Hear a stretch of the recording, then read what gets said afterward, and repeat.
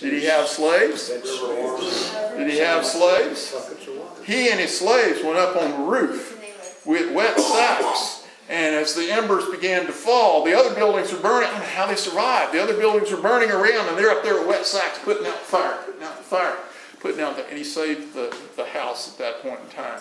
But many of the other homes nearby burned to the ground.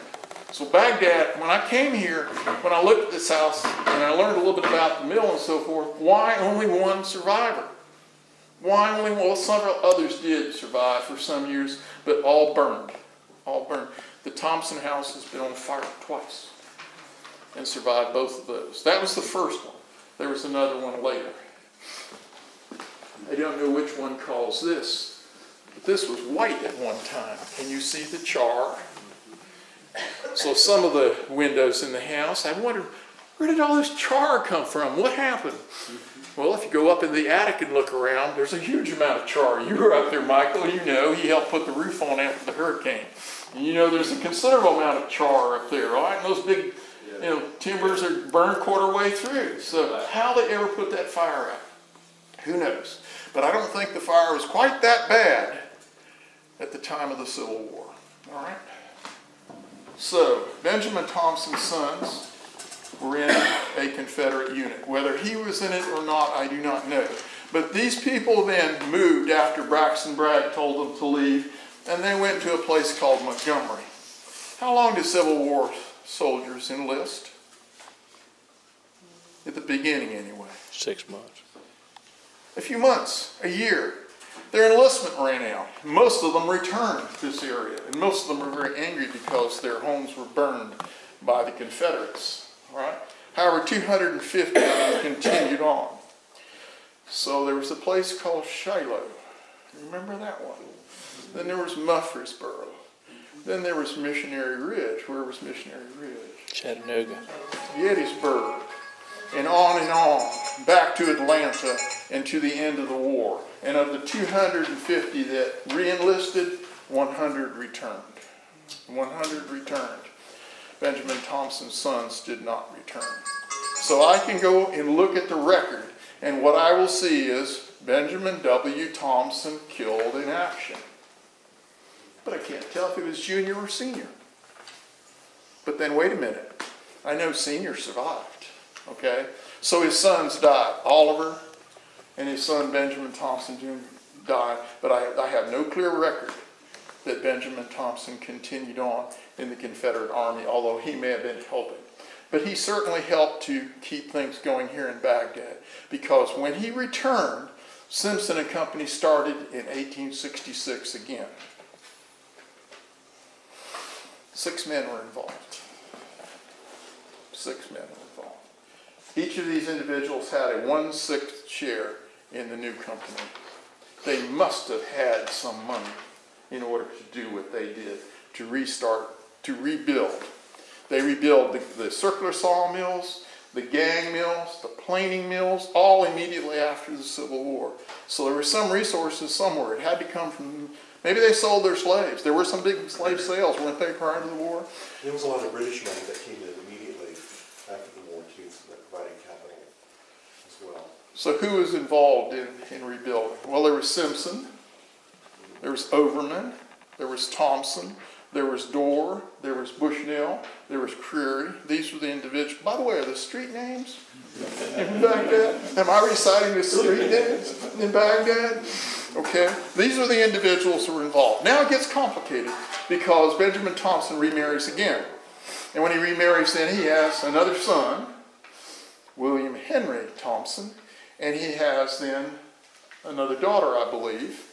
Okay, but it gets kind of complicated because he has a large number of children, and the Thompson family comes from that source for the most part. All right, that's where we see the relatives coming from, that source, and the different branches. And okay, let me see if I can bring this to some kind of conclusion, because I probably could talk for another hour, and you don't want me to do that. You're probably getting tired right now.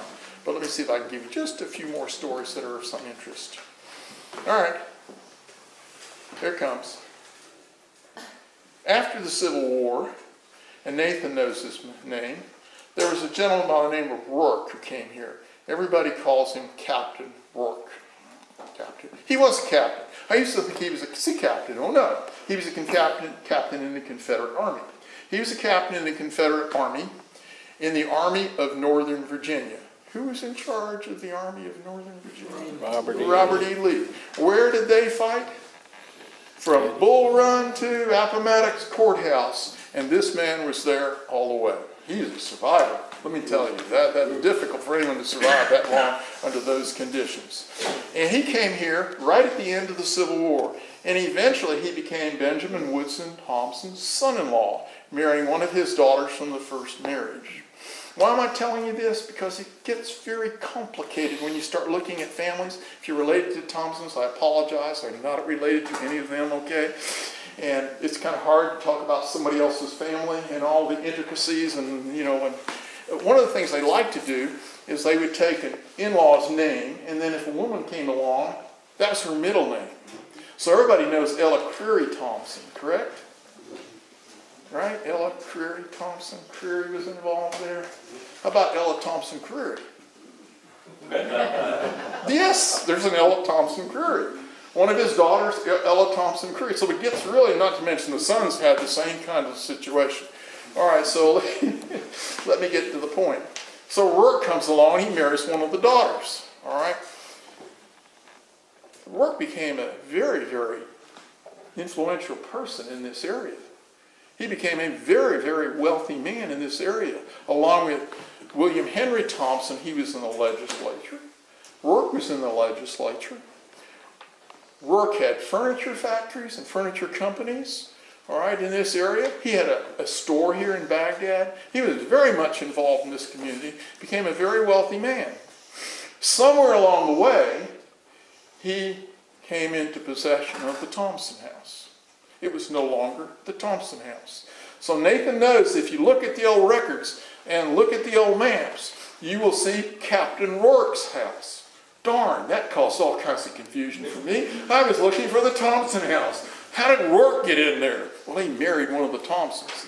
Now, exactly, it probably was after Thompson died that he was able to get that property and live in that property. All right, Rourke was there and until he was alive until 1815. Sorry, wrong. Until 1915. So when was the Thompson House moved? 1912, 1913. It took a long time to move it and so forth. Wait a minute. Rourke was there until when? Years later. So how did they call it the Thompson House at the time it moved? And then we have Adelia Rosasco Soul, who was taking music lessons from the Thompsons at that point and saying, she was in the house when it was moved. And it was the Thompson House then. What happened? There's a simple answer. I thought he inherited, the Thompsons re-inherited, and that's what, that little piece of paper that you have. Sorry, there's another old wives' tale or whatever you want to call it. That's wrong. What happened? I went back and checked before I came here. There had to be an answer, and the answer is very simple. Rourke sold it to the Thompsons.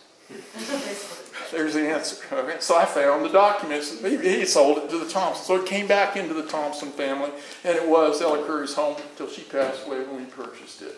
So that's kind of the history.